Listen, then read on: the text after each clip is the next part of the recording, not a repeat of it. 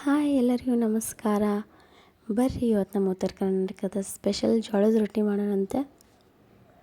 ನೋಡಿರಿ, ನಾನು ಒಂದು ಗ್ಲಾಸ್ ನೀರು ತೊಗೋತೀನಿ. ಇದು ಒಂದು ಗ್ಲಾಸ್ ನೀರನ್ನ ನಾನು ಹೆಸರು ಇಟ್ಕೋತೀನಿ. ನೋಡಿರಿ, ಈ ರೀತಿ ಕುದಿಯತೈತಿ. ಪೂರ್ತಿ ಇನ್ನೂ ಹೆಸರು ಬಂದಿಲ್ಲ.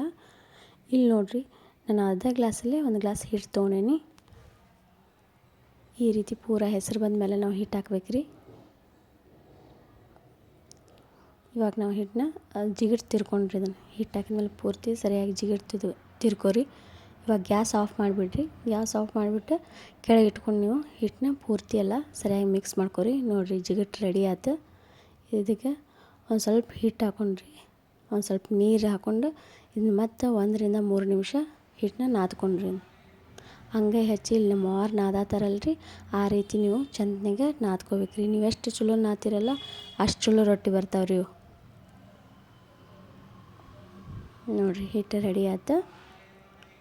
ಬರ್ರಿ ರೊಟ್ಟಿ ಮಾಡೋಣ. ನೋಡಿರಿ, ಕೆಳಗಡೆ ಒಂದು ಸ್ವಲ್ಪ ಹಿಟ್ಟು ಹಾಕ್ಕೊಂಡು ನಾವು ರೊಟ್ಟಿನ ಲಟ್ಟಿಸ್ತೀವಿ. ನೀವು ಬಡಿತೀನಿ ಅಂದ್ರೆ ಬಡಿಬೋದು.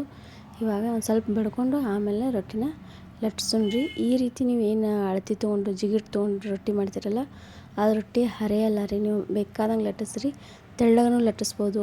ಮತ್ತು ಒಂದು ಬಿಟ್ಟು ಒಂದು 3-4 ರೊಟ್ಟಿ ನಾವು ಲಟ್ಟಿಸಿ ಇಟ್ಕೊಂಡು ಆಮೇಲೆ ಬೇಯಿಸ್ಕೋಬೋದು ರೀ, ಏನೂ ಆಗೋಲ್ಲ. ನೋಡಿರಿ, ಈ ರೀತಿನ ರೊಟ್ಟಿ ಲಟ್ಟಿಸ್ಬೋದು. ಒಂದು ಸ್ವಲ್ಪ ಹರಿಯಲ್ಲ ರೀ.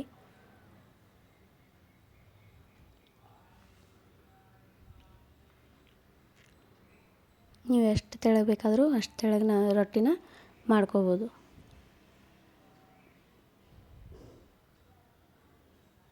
ನೋಡಿರಿ, ರೊಟ್ಟಿ ರೆಡಿ ಆಯ್ತು.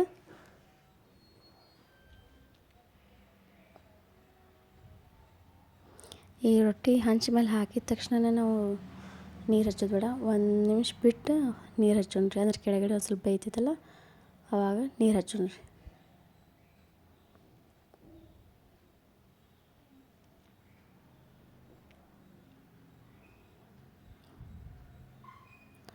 ಜೋಳದ ರೊಟ್ಟಿ ಹೆಲ್ತಿಗೂ ಒಳ್ಳೆಯದು, ಮಾಡೋದು ಭಾಳ ಈಸಿ.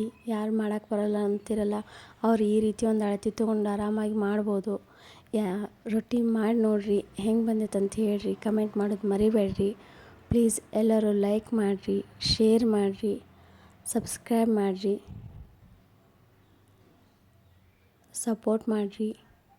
Thank you. ನೋಡಿರಿ, ನಮ್ಮ ಜೋಳದ ರೊಟ್ಟಿ ರೆಡಿ ಆದವು.